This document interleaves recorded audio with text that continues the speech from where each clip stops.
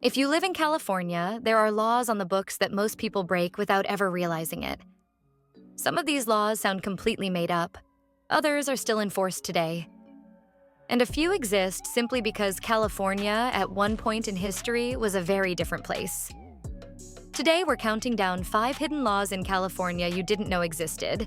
And by the end of this list, you'll probably be wondering how many rules you've already broken. Welcome to State Secrets. Let's start with number 5. Number 5.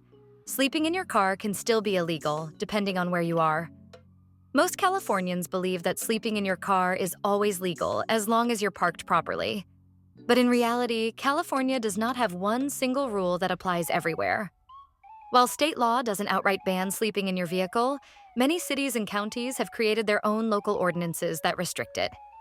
In some areas, sleeping in your car overnight is illegal in residential neighborhoods. In others, it's banned near schools, parks, or business districts. Some cities restrict it during certain hours, while others prohibit it entirely unless you're in a designated zone. This means you could be parked legally, following all parking signs, and still receive a citation simply for sleeping inside your vehicle. This law affects commuters, road trippers, van lifers, and even people who pull over because they're too tired to drive safely. What makes this law especially confusing is that it changes from city to city. Something legal in one part of California could be illegal just a few miles away, and many people don't realize that until it's too late. Number 4. Whistling for a lost canary before 7 a.m. is technically illegal. This one sounds like a joke, but it's real. An old California law prohibits whistling to attract or locate a lost canary before 7 in the morning. The law was created decades ago when noise complaints were taken very seriously, especially in residential areas during early hours. At the time, pet birds were extremely common, and people would whistle loudly to call them back home. Lawmakers decided that early morning whistling was disruptive enough to justify regulation. Is this law enforced today? Almost never, but it has never been formally removed from the books, which technically means it still exists. This is a perfect example of how old laws can linger long after society has moved on, creating rules that sound completely ridiculous by modern standards. Number 3. If you use a frog for a frog jumping contest, you must return it to where you found it. California is home to the famous Calaveras County Frog Jumping Jubilee, and with it comes one of the most specific animal-related laws in the state. If you catch a frog for a frog jumping competition, California law requires that you return the frog to the exact place where you found it after the contest is over. The law was designed to protect local ecosystems and prevent frogs from being taken far from their natural habitat. The concern was that competitors would transport frogs long distances, disrupting local wildlife populations. So lawmakers made it clear: borrow the frog for the competition, but return it home afterward. Failing to do so could technically result in a fine. While enforcement is rare, the rule is still very real and still applies to official competitions. It's one of those laws that sounds funny at first, but actually exists for a very practical reason. Number 2. Setting off an explosion inside city limits is illegal, even if no one gets hurt.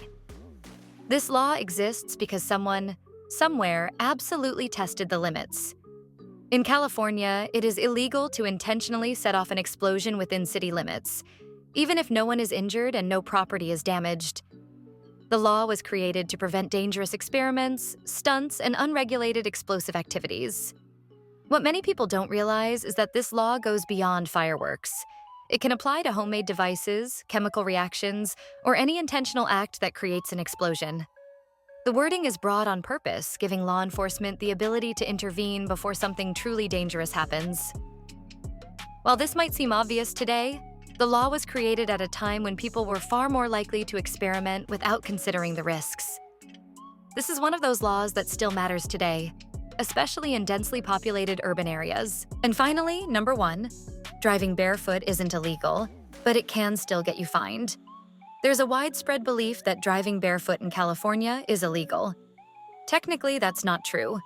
There is no law that specifically bans driving without shoes. However, California law does allow officers to cite drivers for unsafe operation of a vehicle. That means if driving barefoot contributes to reckless driving, poor control, or an accident, you can still be ticketed. In other words, barefoot driving isn't illegal by default, but it becomes a problem if it affects your ability to drive safely. This law exists to give officers discretion in situations where footwear, or lack of it, becomes a safety issue. It's a perfect example of how something can be legal in theory, but still cause legal trouble in practice. And those are just 5 hidden laws in California. The truth is, California isn't unique. Every state has outdated laws, strange regulations, and forgotten rules that technically still exist today. Some were created for safety, some for morality, and some simply reflect how different society used to be. If this surprised you, just wait until you see what's hiding in other states. Comment below which state we should uncover next, and subscribe to State Secrets for more laws they never taught you, state by state. Because what you don't know could technically still be illegal.